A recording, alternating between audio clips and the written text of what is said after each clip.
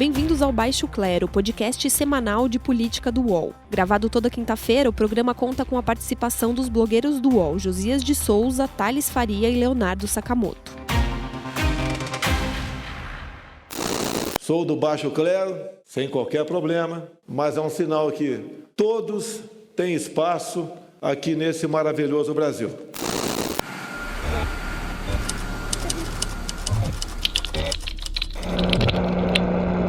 Olá a todos e todas, começa agora mais um Baixo Clero, o podcast de política do UOL. Eu sou Leonardo Sakamoto, falando excepcionalmente da capital carioca, do Rio de Janeiro, mas também contamos na nossa conversa com Josias de Souza, em Brasília. Tudo bem, Josias?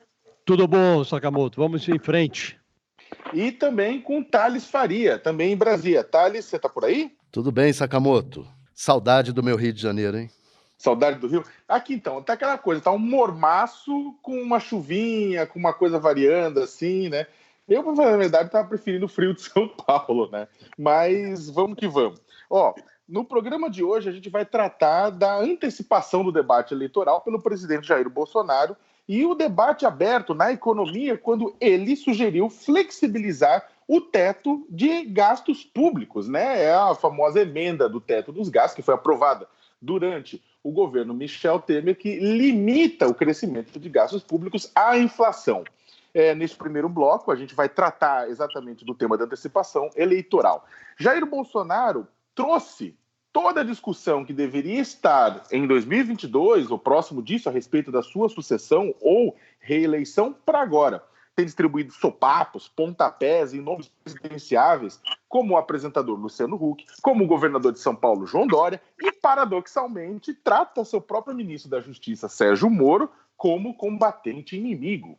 Parece não confiar em ninguém, a não ser nos seus filhotes Flávio, Carlos e Eduardo, e talvez no guru da Virgínia. Josias, o que você tem para falar para a gente sobre isso? Olha, eu acho que o Bolsonaro deveria sair em socorro do próprio Bolsonaro, porque é um despautério o presidente da República, entrando no nono mês de gestão, abrir ele próprio o debate sobre a sua sucessão. E acho que é preciso deixar claro para quem nos ouve qual é a importância disso, qual é o reflexo disso na vida cotidiana de todo mundo. O PIB brasileiro, a economia brasileira, continua no chão. Você tem mais de 12 milhões de desempregados ainda no país. O Tesouro Nacional foi à breca, está falido. E é como se o presidente dissesse dane-se para tudo isso e começasse a discutir a sua sucessão numa hora em que ele deveria priorizar o trabalho. Ele deveria se concentrar, deveria ter foco. O foco agora é desenvolver a economia. Então está lá o Congresso discutindo a reforma da Previdência, está a equipe econômica dele mobilizada ali para tentar retirar a economia do abismo, e o presidente distribuindo caneladas, brigando com o governador de São Paulo, falando sobre jatinhos que o Dória e o Huck compraram no BNDES, com financiamento do BNDES. Aquela galerinha da compra de aviões com 3,5% ao ano. Quer comprar um avião, quer 20 milhões emprestado, 3% ao ano? Que teta, hein? Que teta, hein? Que esse Luciano Huck? Que teta, hein? Eu sou o último capítulo do caos. Faz parte do capítulo. Não foi legal a compra, reconheço, mas, poxa, só para peixe. João Dória também comprou. João Dória comprou também, Dória? Comprou também. Você explica isso aí. Só peixe. Amigão do Lula, da Dilma. E depois peça de... Eu vejo o Dória falando, né, de vez em quando, né? Minha bandeira jamais será vermelha. Pô, é brincadeira, né? É brincadeira, né? Quando ele estava mamando lá, a bandeira era vermelha com foiçaço e martelo, sem problema nenhum, né? E atacando o seu próprio ministro, o Sérgio Moro. Quer dizer, ele cria uma espuma numa hora que o governo deveria estar concentrado naquilo que é essencial. Então, esse eu acho que é o principal problema dessa discussão, dessa antecipação da sucessão. Agora, politicamente, o movimento que ele faz é o de desgastar os potenciais rivais dele nessa seara da centro-direita, e o sonho de consumo do Bolsonaro é chegar a 2022 com uma polarização parecida com aquela que ele viveu em 2018, de preferência contra um nome, um candidato do próprio PT. porque ele aposta que o antipetismo ainda será uma força muito potente na eleição de 2022. O que é lamentável, o que eu acho mais lamentável, como disse, é o presidente da República atirar contra o próprio pé e desvirtuar todo o debate, toda a necessidade de foco e sacrificar a agenda econômica em nome de uma antecipação que não faz, a meu juízo, o menor sentido. O que você acha, Thales? Eu acho que você está certo em dizer que é um erro, é péssimo para o país que ele esteja antecipando a discussão. Agora, do ponto de vista do interesse da luta pelo poder, eu acho que ele está fazendo o que todo político faz, né? Tentar... Uma vez eu acho até, Josias, que nós estávamos trabalhando juntos nessa época na Folha, quando o Nelson Jobim foi dar uma palestra lá na sucursal de Brasília da Folha, e ele disse que o maior adversário dele era o Ibsen Pinheiro dentro do MDB, o maior amigo dele e o maior adversário, porque disputavam o mesmo eleitorado que ele. Num modelo eleitoral brasileiro, acaba ocorrendo isso. Então, os maiores adversários do Bolsonaro são esses, são o Moro e são o Dória, que disputam no campo dele. E está pintando aí o Luciano Huck. Eu, particularmente, acho que o Luciano Huck vai se tornar uma opção forte, porque boa parte do PSDB vai migrar para o Luciano Huck. Eu já tenho visto ele trabalhando essa direção junto a esses movimentos Renova, Livres, etc. Ele já está trabalhando esses novos políticos em torno dele, está rodando o Brasil. E me pergunto o que o Moro vai fazer, porque se o Moro com o capital que ele está no momento, se ele deixasse o governo, se ele brigasse, rompesse com o Bolsonaro, causaria um estrago muito grande. Mas ele, a princípio, não parece disposto a fazer isso. E o Bolsonaro, apesar das mordidas que tem dado no Moro, ao que parece, nesse movimento de vetos ao projeto de lei de abuso, está satisfazendo o Moro. Então, eu ia falar que tem alguns pontos que a gente tem que analisar no meio de tudo isso, né? Que, primeiro, é a razão que realmente concordo contigo. Por que o Moro continua onde ele está? Por que o Moro não sai, aproveita esses 25 pontos que o Datafolha mostrou que ele está à frente do presidente Bolsonaro em popularidade e aprovação? Por que ele não aproveita isso, né? Aí a gente tem uma das razões é que os números da segurança no Brasil, os números da violência, elas estão caindo menos por conta de ações diretas do governo Bolsonaro e mais por conta de uma tendência que começou lá atrás com o governo Temer, seja por conta das ações do antigo Ministério de Segurança Pública do Raul Jungmann, seja por conta da ação de estados especificamente, e seja porque a guerra das facções arrefeceu bastante em comparação aos outros anos. O Brasil, no 2017, quando teve o ano mais violento da sua história, né, ele foi uma anomalia. Então, está caindo. E o Moro também quer capitalizar isso, né? Quer capitalizar a pessoa que reduziu a violência, que reduziu isso, apesar de não ser exatamente dele. Acho que, ao mesmo tempo, tem o fato de que ele talvez ainda esteja na dúvida se ele quer a presidência da República ou se ele quer o Supremo Tribunal Federal, né? No que pese, é claro, agora ser o Senado que ratifica a sua indicação ser um terreno hostil, né? Então, mas eu acho que ele ainda tem dúvida se ele quer, né? Afinal de contas, um ministro do Supremo, ele é jovem, pode mandar por muito e muito tempo, né? Agora, eu acho interessantíssimo, porque há uma possibilidade muito grande da esquerda brasileira, de uma maneira geral, num hipotético segundo turno em 2022, realmente depositar seus votos no Luciano Huck. Por quê? Porque eles vão votar em qualquer um contra o Bolsonaro. Tem o Thales disse uma coisa acertada, quer dizer, o Bolsonaro ele vive de política e ele farejou que os principais adversários dele estão em volta dele, isso não tem dúvida. E acho que o jogo é sempre esse mesmo. O que eu me questiono é que ele não terá condições de entrar bem nesse jogo, senão a partir de um cenário econômico arranjado. Ele precisa estar com a economia arranjada, bem encaminhada, com redução do desemprego bastante expressivo, senão ele não tem chance nesse jogo eleitoral. É a economia que vai mandar. E ele fica criando uma crise atrás da outra, atrapalha o serviço do ministro da Economia dele, porque cria instabilidade e você retarda a retomada do crescimento. Nós vamos fechar o ano aí com um PIB ao redor de 1%, o que é ridículo. Vamos para o terceiro ano de crescimento, de praticamente estabilidade ali, você não sai do lugar, a economia andando para o lado, e o Bolsonaro criando problema para ele mesmo. Então, não há dúvida que os adversários dele são esses. Agora, a dúvida é, por que antecipar tanto? Mesmo o Dória, que estava fazendo ali um movimento, ele só se move, o Dória, em função da antecipação que o Bolsonaro ditou. Senão ele estava no canto dele, o Huck estava no canto dele. Então, os atores estão seguindo o ritmo do presidente. E no caso do Moro, ele não tem cintura política, não é? Ele tem um potencial, ele tem um manancial de opinião pública do lado dele muito grande, uma vantagem aí de 25 pontos em relação à popularidade do presidente, só que ele não tem a cintura, então ele está, a meu ver, gastando já parte desse prestígio que ele tem, porque quando ele decidiu migrar da 13ª Vara lá de Curitiba para a Esplanada dos Ministérios, ele disse uma frase que foi a seguinte: eu não assumiria um papel de ministro da Justiça com o risco de comprometer a minha biografia. Hoje, o Moro tem dificuldade para gerenciar até a Polícia Federal. Quer dizer, no momento, a grande pergunta é até quando ele está disposto a comprometer a biografia, porque já comprometeu. Ele, na prática, é um ex-ministro.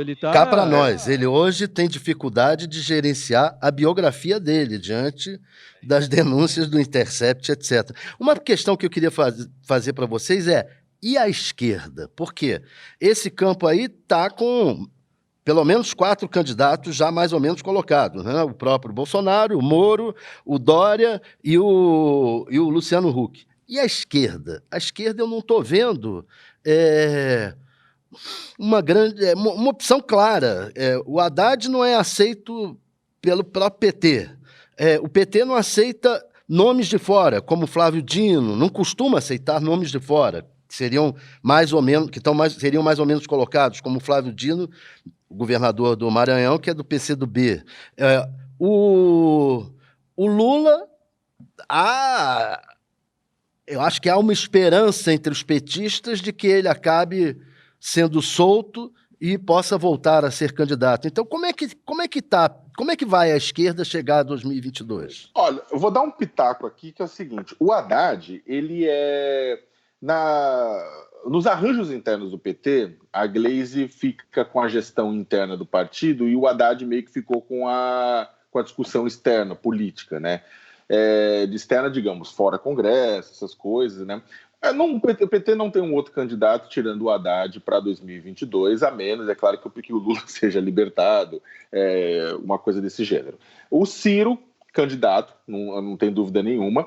O Flávio Dino, ele, na verdade, para sair candidato, o que há rumores, inclusive, é que não sairia necessariamente, não precisa ser necessariamente com só o PCdoB, né? Você pode ter uma aliança, um trabalho junto ao PSB, né? E para tirá-lo candidato. Eu, particularmente, eu duvido, apesar do PT ter cerca de 20%, 30% de votos sempre a cada eleição, um nome competitivo, se for o Bolsonaro ou se for o Dória, os grandes nomes para 2022, vai ter que ser um nome que, a menos que o Bolsonaro termine o governo com uma taxa de aprovação de Michel Temer, né? Ele vai puxar a polarização, ele já está fazendo a guerra até lá, e a tendência é repetir o quadro de 2018, né? Então, eu acho que um nome que não seja tão petista, um nome que seja da esquerda, mas que seja tão petista, não seja tão petista, é um nome bom. O problema é que você não tem também, mesmo Flávio Dino é um governador do Maranhão, né? Vocês estão sendo muito generosos com a esquerda. A grande verdade é que hoje não tem oposição no Brasil. A oposição no Brasil hoje é a língua do Bolsonaro só. É a língua dele que faz oposição a ele. O resto é uma oposição absolutamente destroçada, sem rumo. A oposição está precisando de uma ideia. Aí você pode perguntar qual ideia? Qualquer ideia. Qualquer ideia. Eles precisam sentar numa mesa e chegar a uma conclusão de que você está criando um quadro de polarização em que o Bolsonaro vai chegar ali com algo em torno de 20% a 30% desse núcleo mais fiel a ele. É possível que ele retenha isso. E você vai ter aquele núcleo que gravita em torno do PT. Então, Você vai chegar com essa polarização. Se essa polarização for reeditada, a chance de a oposição ser novamente derrotada é muito grande.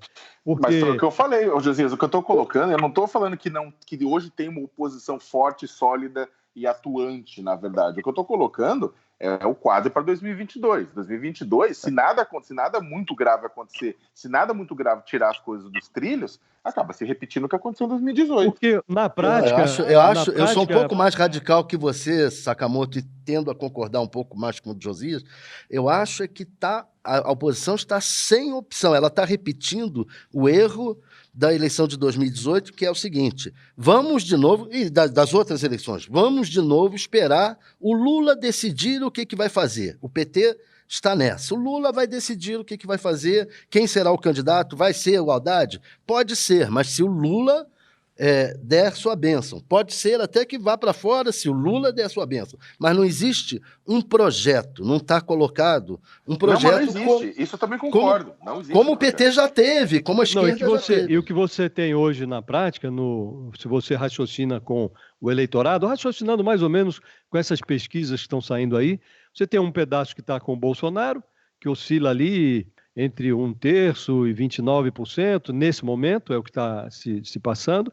Você tem um pedaço ali que está contra o Bolsonaro, que também ali em torno de 30 e poucos %, e você tem um pedaço que, a meu ver, vai ser o pedaço que vai decidir a eleição, que é o pedaço que votou no Bolsonaro agora para evitar o PT, que estava... ou era petista arrependido, ou era gente que se agregou ao Lula naquele momento em que o Lula ampliou o seu leque, fez carta aos brasileiros, aquela gente toda. E essa gente agora está órfã de opção, esperando para ver o que vai acontecer. E essa gente é que vai decidir a eleição de 2022.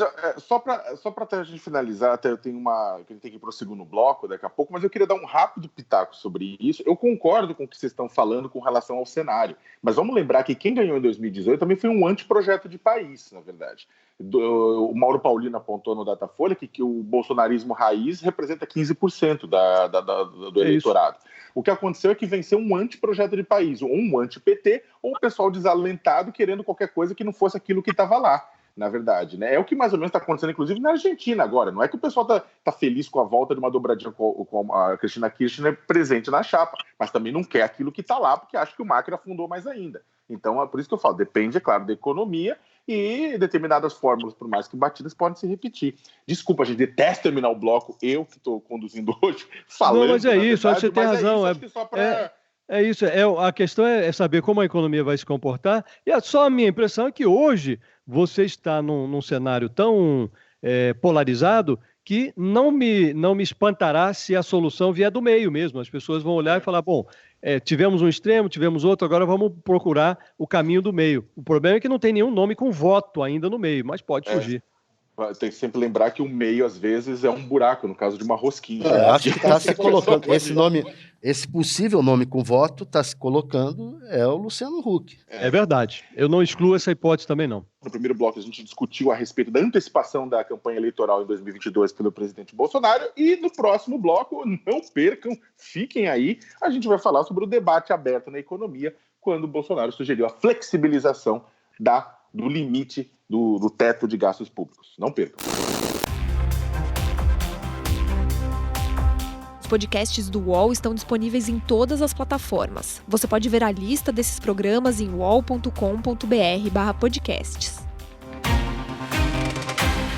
Recebe salário, faz transferência, pagamento, recarga de celular e até empréstimo, tudo sem taxa. PagBank, a sua conta grátis do PagSeguro. Baixe já o app e abra sua conta em 3 minutos. Olá a todos e todas, começando agora o segundo bloco deste episódio do Baixo Clero, podcast de política do UOL, né?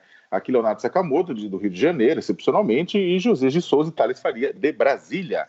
No último bloco a gente discutiu, se você perdeu, vai lá ouvir, a gente discutiu a respeito da antecipação da campanha eleitoral pelo Bolsonaro. Agora a gente vai falar sobre a emenda do teto de gastos públicos, né? O presidente Bolsonaro, ele num comentário, ele reclamou dessa limitação, sugeriu, insinuou que poderia rever essa limitação que obriga que os gastos públicos possam crescer de um ano para outro apenas corrigidos pela inflação, ou seja, que limita investimentos, que limita outros processos nisso.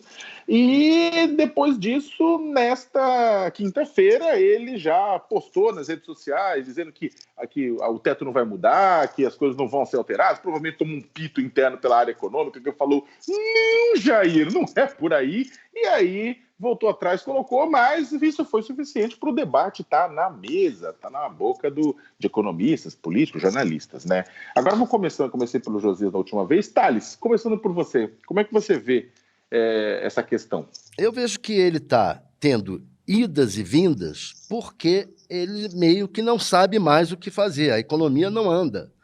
Está parada há pelo menos 3 anos. E aí começa a seguir meio aquele modelo argentino, né? Tinha um projeto liberal, o projeto liberal não está fazendo a economia andar, ele começa a querer buscar saídas heterodoxas e o ministro dele não vai deixar.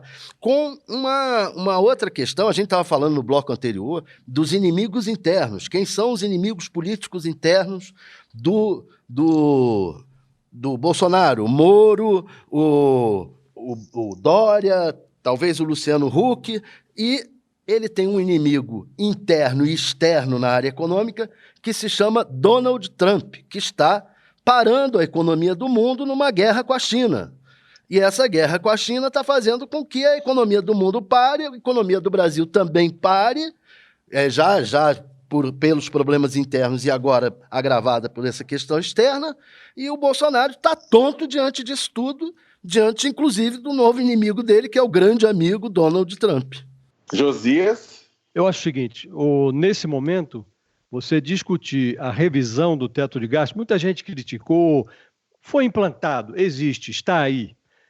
O que é o teto? É você impor na marra, mano militar, por assim dizer, a um limite de gasto. Você não pode gastar além daquele teto, o teto é reajustado pela inflação ali, e a revisão dessa regra agora seria, a meu ver, uma mágica para retirar da cartola um gambá, porque você está com o Tesouro Nacional quebrado, você não tem reação da economia, portanto, a arrecadação de tributos também não reage. Então, você agora começar a soltar gasto, a última que fez isso foi a Dilma Rousseff, né? Se liberar gasto sem correspondência na arrecadação fosse a saída, o país tinha virado uma monarquia e hoje a Dilma era rainha do Brasil, né? Então, não me parece ser essa a alternativa. O Bolsonaro passou a flertar escancaradamente com o gambá, porque ele está mais preocupado nesse momento com as urnas de 2022, como nós estávamos conversando no bloco anterior, do que com os cofres do Tesouro Nacional. E o Bolsonaro, que é um sujeito declaradamente neófito em economia, ele está agora impondo ao Paulo Guedes uma tarefa política. O Paulo Guedes, que é ministro da Economia, tem que ensinar ao chefe dele, que tem o prestígio declinante nas pesquisas, que não vai haver popularidade se não tiver prosperidade econômica. E não haverá prosperidade econômica sem um mínimo de responsabilidade fiscal. Então, esse eu acho que é o drama do governo. Em vez de rever o teto, o que é que o governo tem que fazer? Tem que fazer um trabalho inteligente de contenção de gastos. O que é um trabalho inteligente? É rediscutir aquelas despesas obrigatórias. É muito difícil, impõe uma negociação com o Congresso, coisa que o Bolsonaro não gosta de fazer. Então, tudo que ele não gosta de fazer, ele precisaria fazer agora. Negociar com o Congresso, abrir uma discussão séria, que envolve salário do funcionalismo, que envolve uma série de despesas que estão engessadas e que o governo precisa desengessar, inclusive para fazer algo que o governo não está fazendo e que deveria fazer num cenário como o brasileiro de desigualdade crescente, que é implantar algum tipo de política social, que esse governo não tem. Então, para fazer política social e ter um mínimo de capacidade de investimento, o governo teria que abrir um debate sério sobre as suas despesas.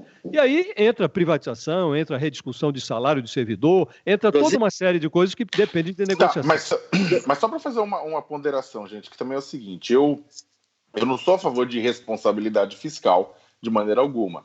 Mas o fato também é o seguinte, olha, o país está patinando economicamente. É claro que precisa, de um lado, atuar na contenção, atuar no corte do que for não essencial e tudo isso. Só que a gente não tem recurso, o Brasil está sem recurso nenhum para investimento. E, de certa forma, o Estado brasileiro tem um papel fundamental em, não é criar diretamente emprego contratando gente, mas é fomentar determinados setores, né? Por exemplo, a construção civil ainda está numa velocidade muito devagar, está muito lenta. Você tem 65% da população brasileira considerando a política de combate ao desemprego do governo Bolsonaro como ruim, péssimo. Então, o que acontece? Há economistas hoje também, que não são economistas da oposição, mas economistas até, não só keynesianos, mas pessoal também mais liberal, defendendo uma certa revisão, uma certa flexibilização, não para remuneração de pessoal e gastos, e para previdência, mas para investimento, para poder botar a roda girando. Sakamoto, eu acho que o que a gente está vivendo é um pouco a síndrome do escorpião. Aquela fábula do escorpião que quer atravessar o lago em cima do sapo e, no meio do caminho, ele ferrou o sapo porque é da natureza dele. Então, qual é a síndrome que a gente tem? A gente tem, por um lado, no ministro da Economia, que é um ultraliberal e que ele não concorda, não acha que deve existir, por exemplo, qualquer política industrial. Ele é contra o Estado se meter muito nas coisas. Então, para ele, esse movimento, ele sempre vai considerar heterodoxo. Vai ser difícil. Por outro lado, o outro escorpião, o presidente Bolsonaro, ele acabou de dizer, eu sou assim, eu bato o boot e a turma vem atrás. Então, ele entende o país de uma maneira autoritária. E ele acha que ele vai poder intervir na economia batendo o boot e o ministro vai ter que vir atrás e ponto final. Então, nós estamos vivendo no país, no momento, essa síndrome do escorpião, em que cada um tem o seu veneno e não consegue viver sem dar essa ferroada. Aí tem uma coisa que é preciso... o ponto de partida para qualquer discussão é evidente que está faltando dinheiro para o investimento, é evidente que está faltando dinheiro para tudo. Agora, o ponto de partida é onde está o dinheiro? Não existe o dinheiro. Então, você não vai fabricar dinheiro sob pena de aumentar a dívida e você vai transformando a irresponsabilidade fiscal num mal crônico. Então, a forma de enfrentar esse problema, de obter dinheiro, é você reativar a economia, em primeiro lugar. Para reativar a economia, é essencial que você tenha equilíbrio fiscal. As pessoas precisam confiar em que o Estado brasileiro será solvente para botar dinheiro aqui, senão ninguém vai pôr dinheiro aqui. Então, eu acho que o que está faltando ao governo de Jair Bolsonaro, e aí o Paulo Guedes entra com uma parte de responsabilidade, é fazer o que ele prometeu. Ele prometeu implantar uma agenda liberal. Concordemos, discordemos, ele não está entregando essa mercadoria. Ele está com um programa de privatizações ridículo, com 17 empresas na vitrine. Ele tem uma sucessão de crises que o presidente fabrica e que dificulta a atividade do ministro da Economia, mas até hoje nós estamos entrando no 9º mês, por exemplo, e o Paulo Guedes não expôs ainda qual é o seu projeto de reforma tributária. Então está lá, o Senado tem um projeto, a Câmara tem outro projeto, e até hoje, 9 meses, o ministro da Economia não sabe qual é a reforma tributária que ele vai apresentar ao país. E ficam discutindo o CPMF, o ministro é a favor, o presidente é contra, todos sabem que o Congresso não vai aprovar. Então, o governo está num meio de campo que ele não consegue sair do lugar na área econômica, o desemprego aí latejando a pino na cabeça de mais de 12 milhões de pessoas, e o país está paralisado. Então, não adianta a gente ficar discutindo o que está faltando investimento. É como fazer o diagnóstico correto e receitar uma dose maior de purgante. Você tem que resolver o problema, que o problema é fiscal, e aí não vai ser flexibilizando o teto de gasto, até porque isso aí é como bebida alcoólica. Começa com uma primeira dose e depois você fica bêbado lá na ponta. Olha, então, aí eu só discordo um ponto, Josias, que é o seguinte, você não vai... A fórmula do Guedes de crescimento, de apostar nas consequências da reforma da Previdência, nas consequências da reforma tributária, nas consequências de uma provável reforma administrativa, são soluções de médio e longo prazo. né? O que acontece é que, do ponto de vista teórico, nesse sentido, faz sentido? Pode fazer sentido. Só que, do ponto de vista prático, você tem pessoas que precisam comer e sobreviver no dia seguinte no Brasil. De certa forma, o governo vai ter que encontrar alguma forma de resolver isso, nem que seja partindo para algumas ações que se discute, inclusive dentro do governo e dentro da oposição e dentro do Congresso, como a própria utilização das reservas.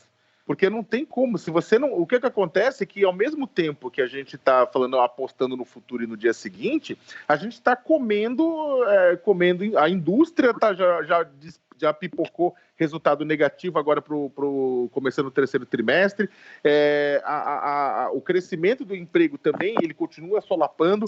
Então, se você não quebrar o ciclo de alguma forma, agora, você vai ter impacto social que a gente vai levar mais de 10, 20, 30 anos para resolver. A verdade é que a gente tem que ter essa discussão sem preconceitos, na minha opinião. Por um lado, tem que haver responsabilidade fiscal? Tem. A única saída para a responsabilidade fiscal é um teto rígido de gastos? Talvez não, talvez sim. Vamos ter que discutir isso. Tem que usar reservas? Talvez tenha. O André lá da Resende está dizendo isso, que já a política de juros simplesmente... Eu ia falar exatamente desse ciclo simplesmente do André lá não do resolve. Econômico. Exato, simplesmente não resolve. Talvez você tenha que utilizar as reservas.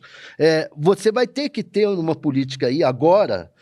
Da onde vai surgir dinheiro? Basta a gente ter uma política ultraliberal de enxugar as contas ao extremo e vai surgir dinheiro daí? A gente vai ter que sentar na mesa e se desfazer de modelos quadrados, tanto na heterodoxia quanto na ortodoxia. É o que eu imagino. Gente, o nosso tempo terminou, aqui estourou, acho que o programa ficou até maior do que o convencional, peço desculpas. Alguém quer acrescentar alguma coisa bem rápida, senão a gente encerra.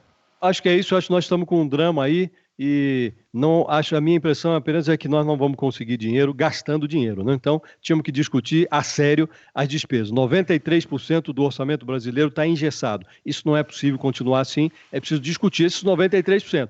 Isso é trabalho duro, com negociação com o Congresso, e precisa ter um presidente que saiba fazer isso. Beleza, então, gente, eu quero agradecer a todos e todas que ficaram até agora escutando em casa, no trabalho, na rua, na escola, o Baixo Clero, o podcast de política do UOL. E semana que vem a gente está de volta. Até lá. Até lá, um grande abraço. Até lá, abraço a todos, muito obrigado. Sou diplomado, frequentei academia, conheço geografia, sei até multiplicar.